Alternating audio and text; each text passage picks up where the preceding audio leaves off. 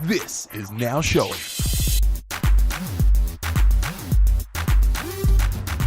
It's the 60s, it's the Cold War, spies from America have to team up with spies from Russia.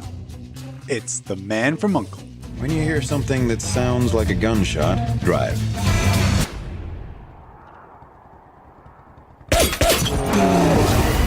Henry Cavill plays American war vet, accomplished thief and a serial womanizer turned famous American spy. And Armie Hammer plays his bizarro opposite, a Russian spy that's 7 feet tall, built like a brick shithouse, and who has a penchant for temper tantrums. Убивай своего нового партнера в первый же день. What does that mean? He said, don't kill your partner on your first day. This odd couple is forced to work together to sneak a girl across Berlin to find her uncle because someone is doing something naughty with nuclear warheads because it's the Cold War, but that's all incidental. This film is really about the Cavill vs. Hammer tussle. Did you deactivate the alarm? Model 7010 doesn't have an alarm. Loving your work, cowboy. Watching these two pretty boys play off each other is what we're here for. They wiretap each other, they fight, they race each other to infiltrate enemy bases. But for a film that's based on intelligence, espionage, and surprises, the third act of this film is very straightforward. The plot is, stop me if I get this wrong, a stealth attack on the island from the sea. The rest is up to you. There's a car chase that felt like it was ripped from another film. There are some plot twists that aren't really shocking. It doesn't really develop or crescendo to any surprise, and at no point are the spies ever really tested. Notably, there are some sequences where the characters should be in actual life-threatening distress, but they are just a little bit too cool about it. But I guess that's why we're here. This is not a realistic, hardened Cold War espionage spy film. This is a very cool, very smooth ride. And I'm feeling good. Guy Ritchie continues down his path of making increasingly studio films. Back when he started, he was making heavily stylized and violent British underground dramas. But he's really toned it down here, and the tone is spot on. For a special agent, you're not having a very special day, are you? I have a feeling that this film will be better on a second viewing, where I just sit back with a fine whiskey and listen to the two leads banter back and forth. But unfortunately, without any real tension and without ever really crescendoing, this film falls short of being one of the classic spy films. I'm going to give this one 3 stars. Don't you make me put you over my knee. So you gave Man from U.N.C.L.E. 3 stars? All right, are you going to try and talk me up, or are you going to talk me down? I'm going to try and talk you up. Like, Okay. This is it was higher than I expected you to give it throughout the review because you seemed a little bit disappointed with the climax of the film. But 2/3 great, 1/3 This is, yeah. yeah, and ultimately a lot of these scenes that you didn't like, I thought really added to the film because ultimately this was something that, yeah, sure, it wasn't surprising, but I mean, It's a spy film. It should be surprising. no. And every scene there should be like oh my god, what that was in the last scene. Oh my god, you bugged me. Damn it. But that doesn't need to be a twist. Like it can be, this is going to happen. Like they're going to get the bad guys. You know, every spy film they're going to get the bad guy. Not necessarily. Sometimes the bad guys escape. Sometimes they disappear into the horizon. And for a sequel? No, not for a sequel. In sort of like in an analogous way to the way that some like wars just continue, or the bad guys are never caught, or it's some ephemeral idea or some ephemeral bad thing. Yeah, so you can't say that fighting. They're always going to lock them down. Okay. So yeah, there wasn't any surprises, but the way that we were getting to ultimately a place that we knew we were getting to, very, very fun. It was so fun. I had a great time. The soundtrack and the characters, both Henry Cavill and Armie Hammer. I mean, what a name, Armie Hammer. And yeah, like I just had a great time getting through. So I'm gonna work my darndest for this podcast to actually get you to increase your rating, because I think it deserves a little bit more than 3 stars. But welcome to Now Showing. I'm Beau. I'm Ben. And this is a discussion from the man of U.N.C.L.E. The man from U.N.C.L.E? A man from U.N.C.L.E? The man from U.N.C.L.E. U.N.C.L.E. It should have been just called U.N.C.L.E. I know. Because it was ultimately about 2 men. Oh, and U.N.C.L.E.'s an abbreviation of something that they showed in the credits. Oh, really? United Nations League Enterprise. Cavill United Nations Cavill. Who's the massive dude in Rocky 3? Dolph Lundgren. Yeah, Lundgren. It's basically Lundgren. Cavill. Curse you. Just a Russian Lundgren, yeah.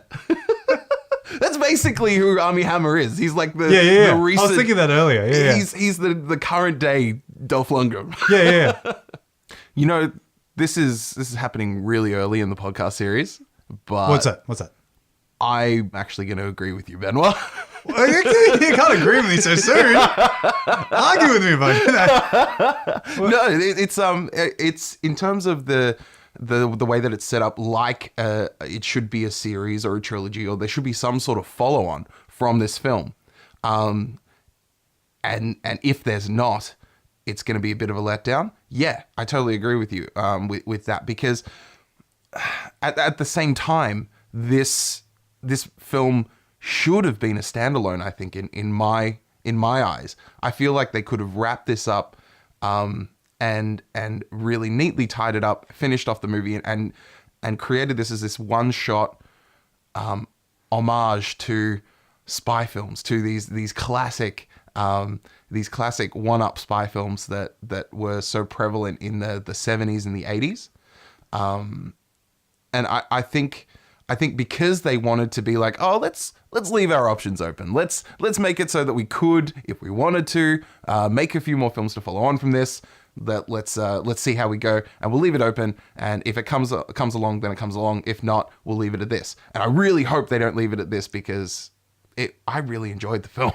You can't imagine a 60s or 70s spy film that this is based off or aping or mimicking or paying homage to. You can't imagine one of them doing that. You can't imagine one of them opening up, and you can't imagine that one of the classic actors would have signed on for a 3-picture deal.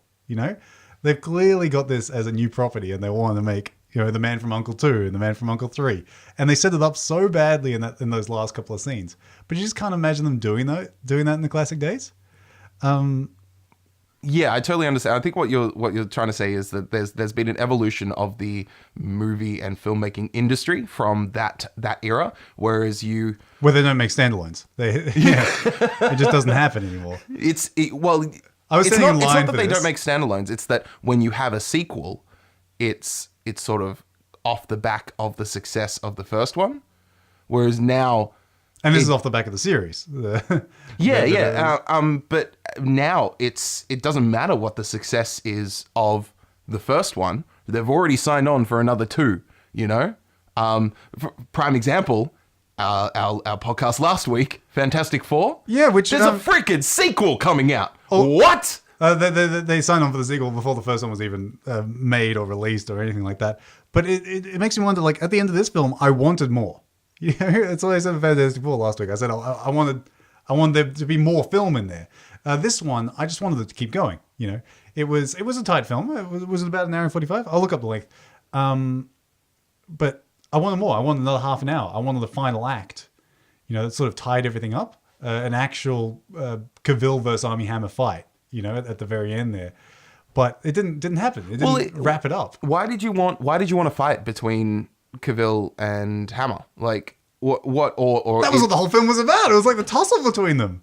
It was the tussle and the competition between them, but not necessarily like a 1v1 fist fight sort of thing. Not necessarily, because that happened at the start. Like you had that as that was them clashing, and they were on opposing sides. That was the intro. That was like the weigh-in. Yeah. That was them stepping up to the podium, and you got to see who could talk a bit more smack. Yep. But now, like Batman, they've gone away, they've planned, they know their enemy a little bit more. How much more exciting would it be to see them fight at the end there? Oh, but it's not their enemy. Like the whole thing about this film is that they grow to respect one another, as even though they're foreign agents, and Russia and America are like, at heads, and it's the height of nuclear supremacy, and the race to the arms race, which is a big part of history between those two nations.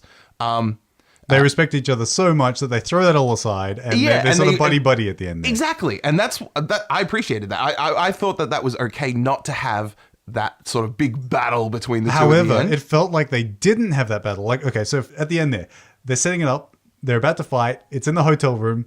Cavill's picking up his gun. Armie Hammer has another gun aimed on him, and they're talking about getting the microfilm or whatever is in that thing that they've been fighting over the whole film. Computer disc. Yeah, and it hard cuts to them being buddy on the balcony having a glass of whiskey as they burn the microfilm. That was great. But I felt like they were only doing that so they could set it up for future properties like the sequel.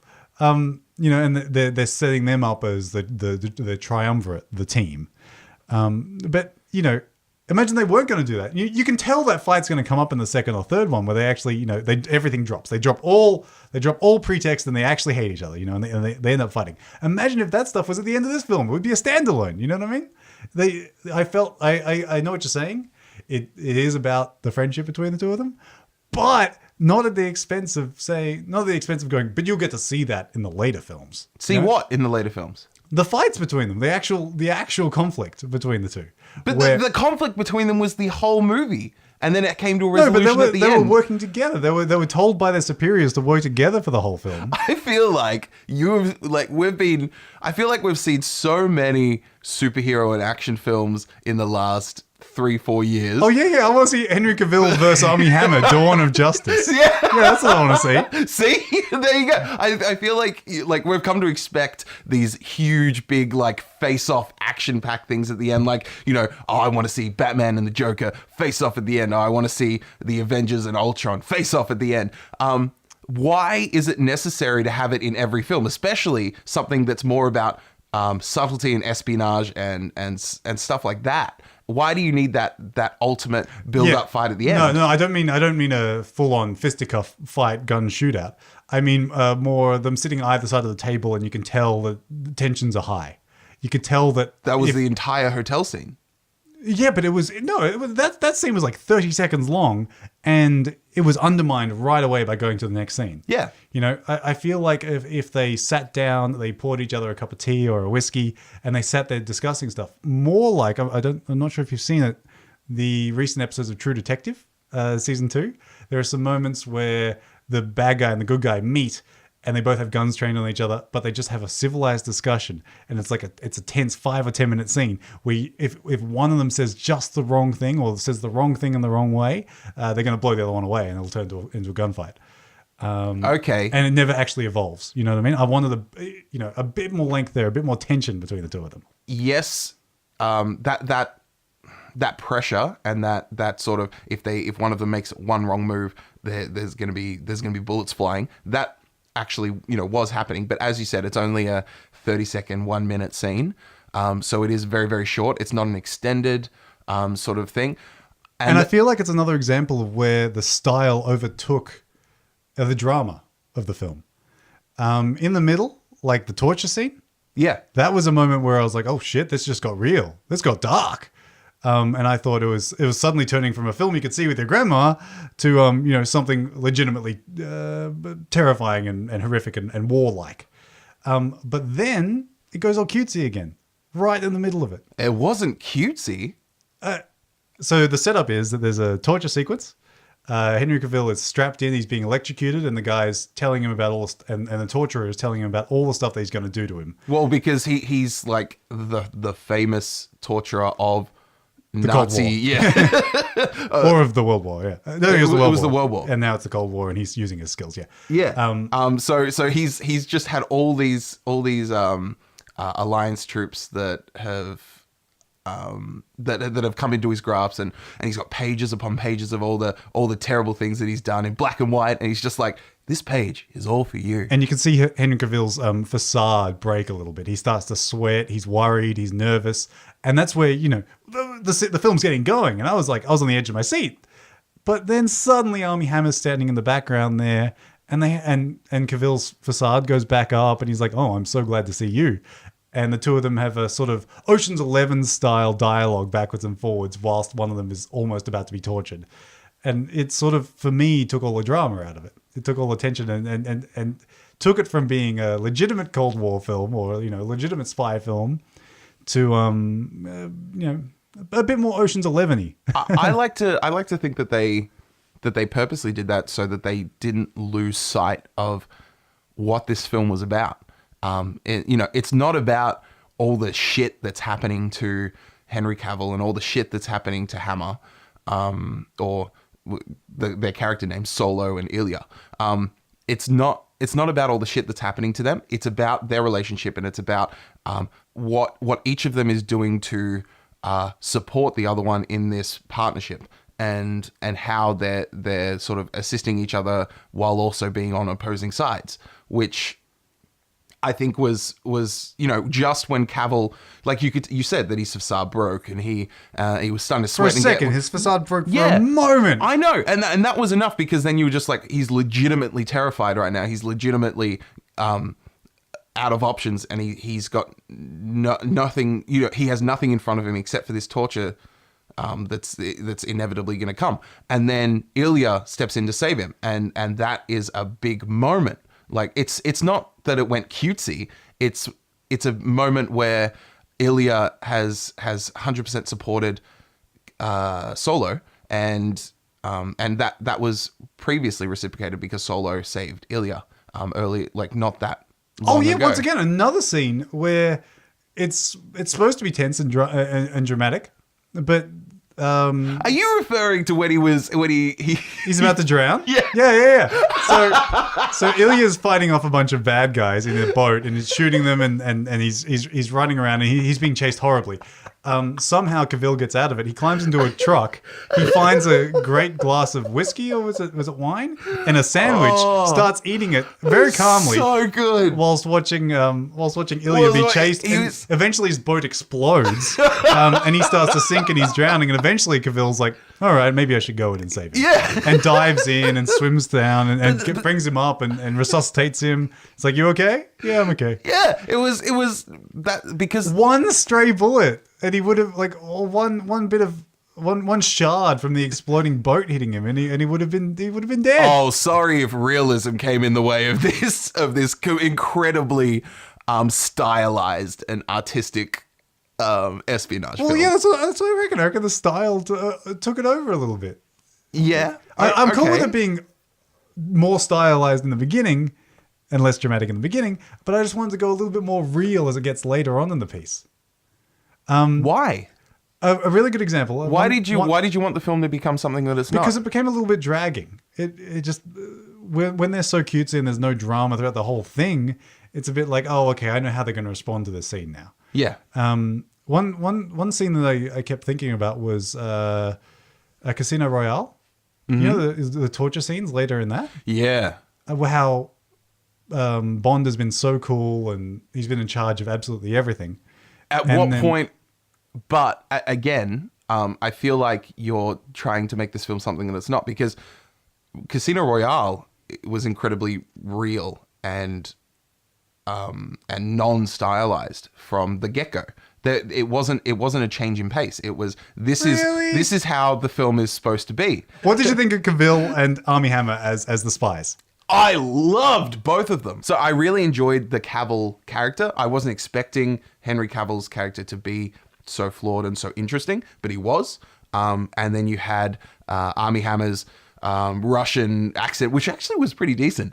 And it sort of culminated into this somehow sensitive yet psychotic brick house of a man. I thought they were great representations, the great sort of stereotypes of this spy genre. That this honestly, this film I think is just an homage. There's nothing surprising about what happens in the film. There we go. Yeah. That's what I'm saying. There's nothing surprising. No, there's not. It gets dragging halfway through, and it's a bit samey as it keeps going. I wouldn't say dragged. I wouldn't say dragged. Sorry, not dragged. Yeah. It never at no stage did it slow down, but it was very samey. Yes. Okay. Yeah. There was no surprises. It was very much, you know exactly what's going to happen. This chick's gonna betray them, and then they're gonna go in and save her, and then they're gonna find these nuclear warheads, and then they're gonna somehow disarm it. That was all exactly as expected. But it wasn't about the storyline being surprising, and it wasn't about the twist. It was about Henry Cavill and it was about Solo. It was about You keep trying to go for the character names. I know. I don't think they say Ilya once. Armie Hammer plays Ilya, I think is the pronunciation I of think it. it's Ilya. And they make such a big deal in this film of how fucking huge he is. which he is. He's immense. He's a large man. They set it up so well in the opening scenes where Henry Cavill, in his beautiful, beautiful regal voice, says something about what was chasing me was barely human. It tore the back off my car. And the other guys tell him basically to toughen up. Yeah, it's like, come on, be serious. One of my favorite moments is where he's pulling the back off the Armie Hammer's dragging the car, basically pulling it to a stop. And the girl says to Cavill, "Why don't you shoot him?" And he says, "It just doesn't feel right." He's just watching it. He's just Yeah. dragging along. He's like, he's trying to stop the car. Just like with his own two hands. He's like, well, we're slowing down. Do you want to just shoot him? He was something from the trailer. I was afraid in the trailer that that there are two guys and two girls, essentially. Like the rest of the characters are they're non-existent. They don't. Yeah. They're not really there. There's the two spies, and they're constantly battling off each other. They're sent in to look after one girl and escort her across the country and get her in and blah blah blah. And there's the bad girl. From the trailer, the good girl and the bad girl looked very similar. I thought the trailer was showing us a plot point that wasn't supposed to be there, or showing, setting her up as the good girl, and then she turns out to be the bad girl, and then she crosses sides and all that stuff. But fortunately, in the film, they were so separate. They were so different. They could not be more different. And I had no trouble picking them at all, which is really interesting because it just shows the marketing wasn't quite right. It didn't help that when I saw the film, I recognized that what they were doing was they were taking bits of her, bits of the other naked girls that sometimes Cavill slept with, and then bits of the bad girl, and cut them all into one moment in the trailer, which becomes really confusing. Because in the trailer, I think what they were trying to say is like, look, there's naked women, there's pretty women. Yeah, Like, there's just so many of them. There's Yeah. just 20 women in this. It's just, a spy film. There's 50, come on. And what's her name? Alicia Vikander. Alicia Vikander. I think Alicia Vikander. the relationship between Ilya and Gabby There we go. is Fantastic. was really frustrating. Great. It was What? It was frustrating for me because I was just like, all right, this is gonna be it. This is gonna be when they kiss. This is gonna be when something advances, and then just every time something comes in the You way. mean almost like they're setting it up for a sequel? But I don't want it to be a sequel. I want it to I know. happen now. I know, same. But conversely, like those girls were so different in the film. In the later parts of this film, there's a scene where the two spies are fighting in the mud with someone else, and there's a close up on one of them, and I couldn't tell which one it was. I was like, is that Cavill or is that Hammer? Oh, there we go. And I had this moment of how the hell did he get on the other side of the room like that? But the evil chick though, I actually liked her much more than Gabby. What? Why? She didn't do much. No, but I think just her character and the way that she portrayed it, I really liked it. Yeah. I thought that she was a really intriguing character, and I saw just enough of her to want to see more, but I didn't see so much that she became...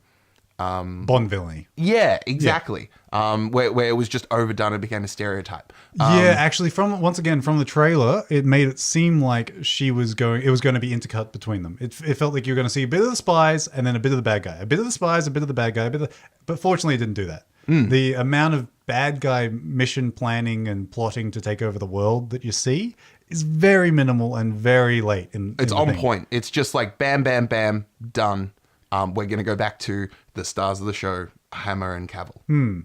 Oh, okay. So, yeah. And occasionally the film, 4 times throughout the whole film, I reckon, they did this thing where what they were talking about, it cuts back to what they were talking about a minute ago and re-shows you something that you didn't quite see or that you might have missed or something like that. Yeah. So in the opening scene, it's fantastic. Cavill is signing into some military base. In a reflection of some silver, he sees Hammer looking at him from behind. He doesn't turn around, but he just acknowledges it and keeps going about his business, knowing that someone's chasing him. About a minute or 2 minutes later, you see that moment again and realize that Hammer was intentionally there to draw Cavill's attention so that the other guy could bug him. So you see that little bit of footage again, and you see the other guy put a bug or a wiretap or a tracer on him. And that sort of those things I love. They're great. But there was one really obnoxious one major spoilers, when Gabby turns in Hammer and Cavill, because it was really obvious what was happening. Yeah. It cut out all the dialogue and put just some music had up. Hammer's reaction. Yeah. And then he starts running away. And then 2 minutes later, we get to hear that she turned them in. And you were just like, we know. Well, she clearly turned them in because they started running away. Why bother doing that? Yeah. It felt like something that, I don't know, did it maybe work better on paper than it worked in the cut? I think it must be something like that, because both you and I, like, we knew instantly what was going on, and both of us were expecting it, I think. And when it does... You were expecting Gabby to turn them in, yeah? Yeah. Yeah, same here. But unfortunately, it's really lame that she turns him in, turns bad, and then turns good again. You know what I mean? It's not that she turns bad at any point. Yeah. It's that, to their perspective, she turns bad. Yeah, and that's annoying. How much better would it be if she was bad and she was forced to work with them again or something? You know? Yeah, I know. That wouldn't make any sense. I know. But it's once again one of these things where you know it's all going to be fine in the end. Yeah. Yeah. Which I'm fine. All right, this is the reason why I like romantic comedies. Yeah? I like romantic comedies. Do you? Well, Yeah. all right. The reason that I like romantic comedies is I know where it's going to end up, but I enjoy the adventure and the journey getting there. The way that they No, if I feel- take it back, I hate romantic comedies. Just from You what tried. you said. You tried. I did. For that, what you just said then turned me off seeing a romantic comedy ever again. What? Because How have you not I want to understood? see the first 5 minutes. I want to see the last 5 minutes, and boom, How done. have you not understood how romantic comedies work until this No, moment? I have understood. It's just I've sort of I've ignored it. Like what? What are you thinking of? What films are you thinking Bridget Jones's Diary. of? Okay. Oh God, the string of all the same movies that came out at the same time: Friends with Benefits, Love and Other Drugs, and Aren't they just a waste of time? But like, I mean, the same deal. Yeah, they're cute, but you ultimately know where they're going. Just Friends with my man crush Ryan Reynolds. Yeah. So And okay, Amy Smart. where are you going with this? You're saying that you love these. You love these films. I like these films because I know that they're going to end up together. That's how the film is going to end. It's a spy film, though. It's supposed to be about, oh shit, and the rug being pulled out from underneath you, and like, what you thought you knew wasn't actually there. And Oh, but spy films are predictable as well. There's gonna be a betrayal. Ultimately, and they played off this because it was like, you have to get your hands on the computer disc, and the amount of times that they said computer disc was just, you could tell that they were just like tongue in cheek, sort of playing it up as every spy film. Get your hands on the USB drive, or get your hands on this CD, get your hands on this MacGuffin floppy disk. Yeah. Get your hands on this, whatever it is. Yeah, with all this precious data. And yeah, it was tongue in cheek, and it was like, look, we know that this is what every spy film is. We know that this is what you want to get your hands on, and it's going to be, a challenge at the end. There's going to be a betrayal, and then you're going to come out on top in the end and beat the bad guy. You're going to beat the bad guy. That's what it is. Mm-hmm. Ultimately, that's what's going to happen. You beat the bad guy. And I'm fine with knowing that that's going to happen. I want to get there in an interesting way, and that's what I think the man from U.N.C.L.E. achieved. I was interested and I was on board for every little moment that happened. And you know how you were saying with the stylized issues, when Cavill saved Hammer, and the stylized sort of issue when it's sort of Hammer two-pronged. saved Cavill. It's both the style and the editing and the occasional flares of of Guy Ritchie being Guy Ritchie. Yeah. It's half that and half the guys being too cool. When I'm going together the review, I was trying to find a clip of Armie Hammer talking. There's a lot of Cavill talking. Yeah. Cavill talks constantly, but Hammer not so much. And that's again part of the characters. Yeah, it's great. Yeah, it's good. It's part of the dynamic. I was glad that they were so disparate in that way. They were Superman and Bizarro Superman. Yeah. Oh my God, it's Cavill as Superman and Bizarro Superman. Oh, if they cast Armie Hammer as Bizarro Superman from the other dimension in the next Superman film. Oh, that'd be great. Stop nerding out, Benoit. I'm not nerding out. What about that car chase? I didn't like the car chase. At the you're talking about the end car chase? Yeah. I thought that was just cool. Oh, really quickly, while they were doing that, there was this so yeah, they're all storming the castle, and there's this there's a bunch of split screen stuff. And there's this shot of, so it's a split screen down the middle, Cavill's on the left and Hammer's on the right, and they're walking around and they feel like two handheld shots.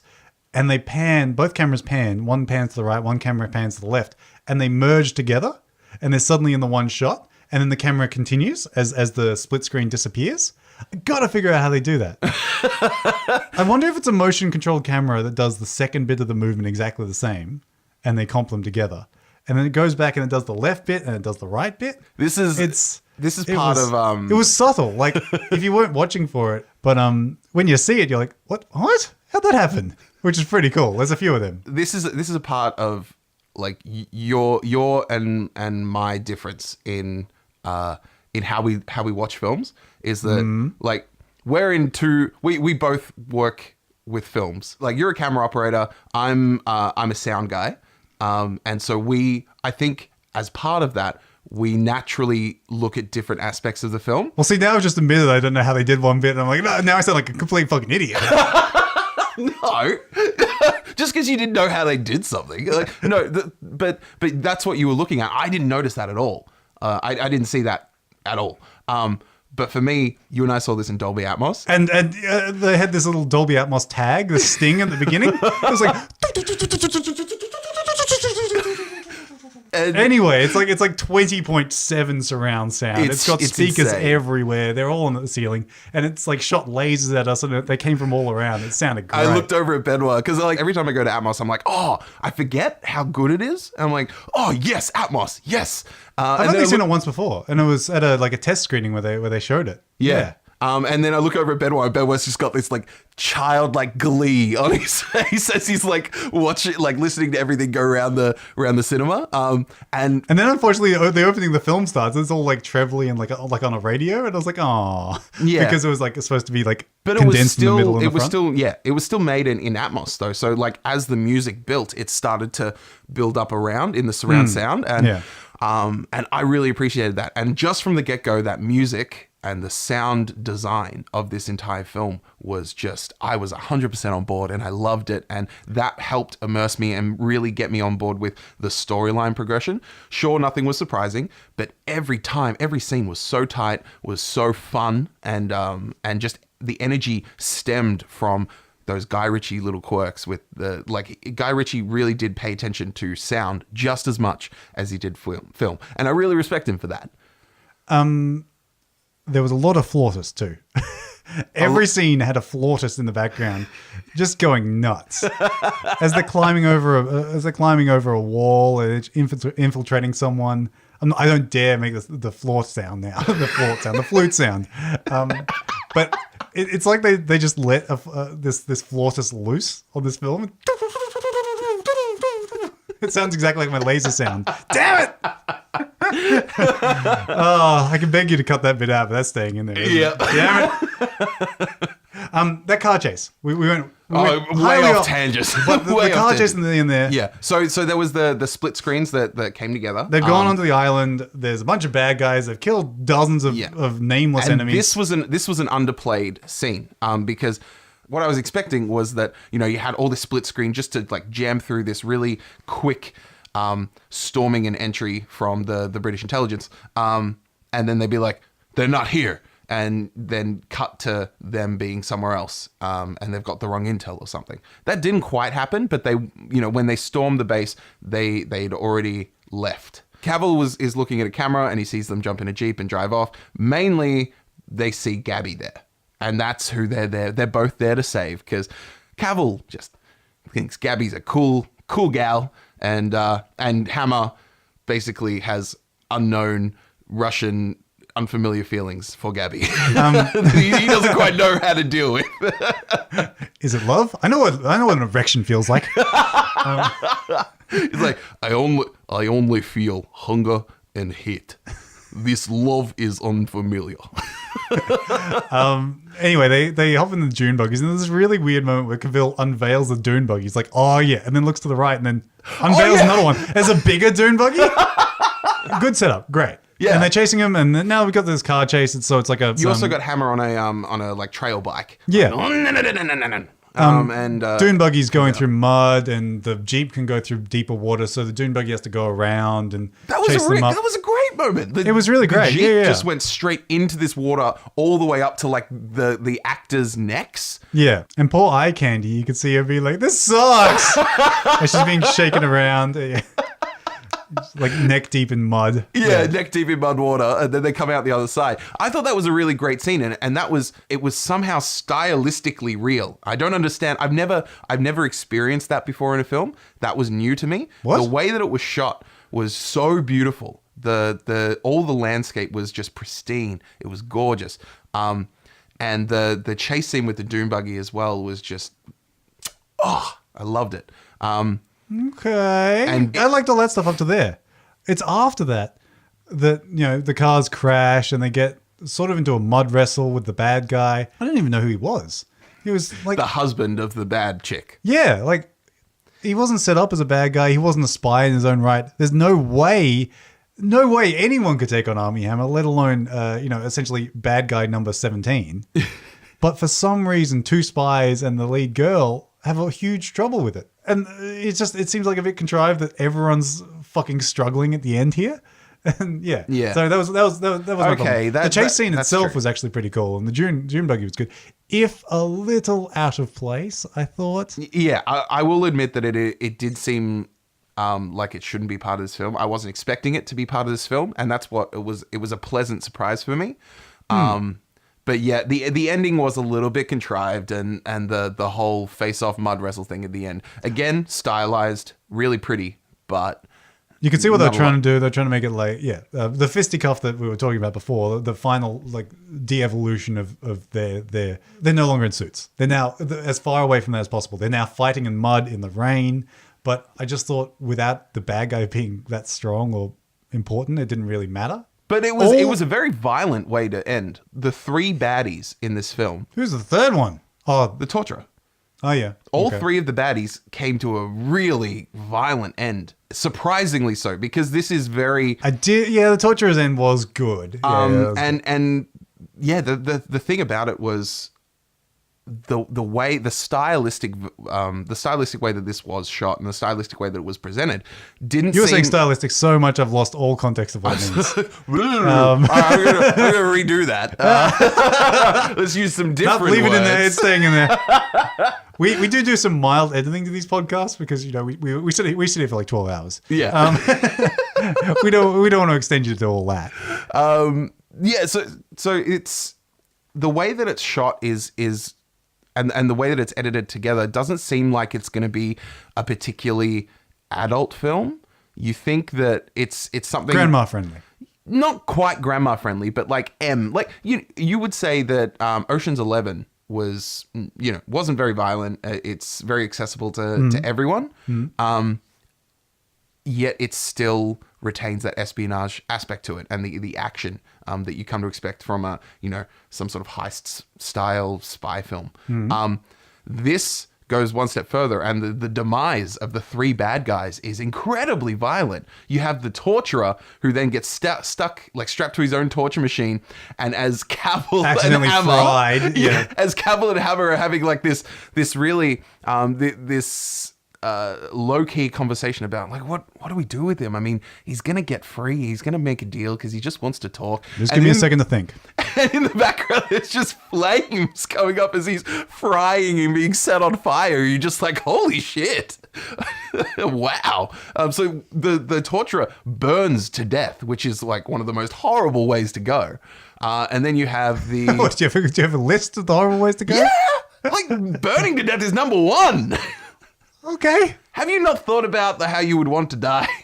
I haven't thought about the ways that I don't want to die.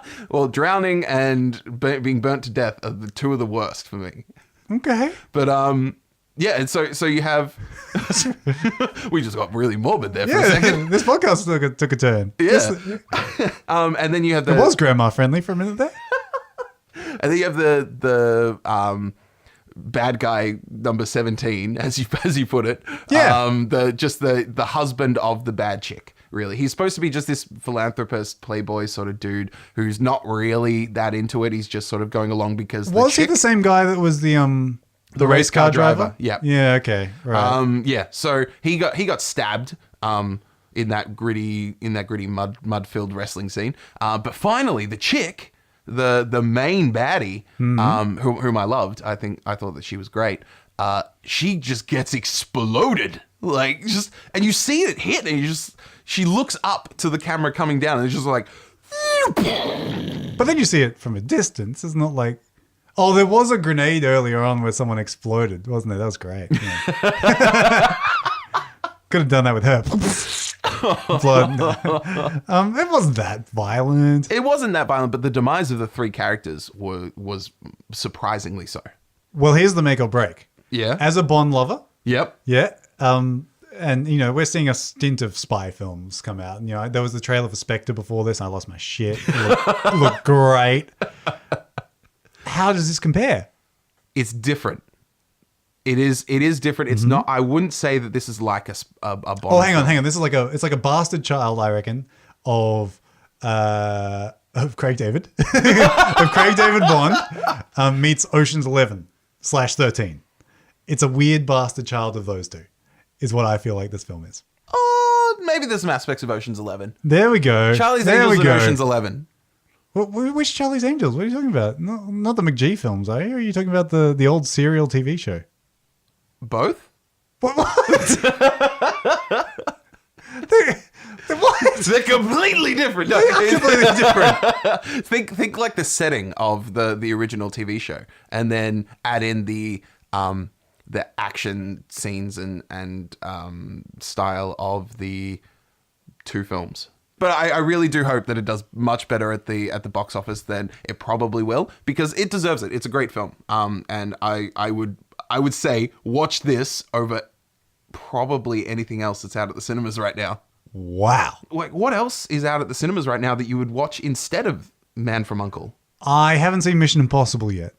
Whatever it is. Mission Impossible 16. And I'm keen to.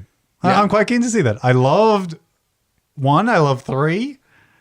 I hated 4. This looks like a copy and paste of number 4. Same people, same stuff. It's better than 4. Okay. I can say that it's better than 4, and not as good as 3. Mm-hmm. And how's Man from U.N.C.L.E. compare to Mission Impossible number a bazillion? Man from U.N.C.L.E.'s better, honestly. Nice. I've seen both of them. Man from U.N.C.L.E. is the better one to see. I would say go see that instead. And I'm going to give it 3.5 stars because I don't think it's worth 4. I had a great time watching it. There was some, as you said, it was a predictable storyline, yes, but I had a great time getting there. So I don't think it should detract from my rating just because I knew what was going to happen. But at the same time, it's not a 4-star because I wasn't surprised. But I love the two characters. Nothing revolutionary. Yeah. Very fun journey. Exactly. So, like, can I pick up and drag you up to a 3.5 to join me, or are you going to sit? Nope, I'm sitting there. I'm there at 3. I'm there at 3 out of 5. Just crossing your arms and saying, Yep. nope, I'm not going anymore. You haven't got me up. You got me down last week on Fantastic Four. Yep, I was so happy with that. I was down, and you got me even lower. You took me to depths I didn't know I could get to. But no, this week I'm sticking with Man from U.N.C.L.E. 3 stars. This is now showing.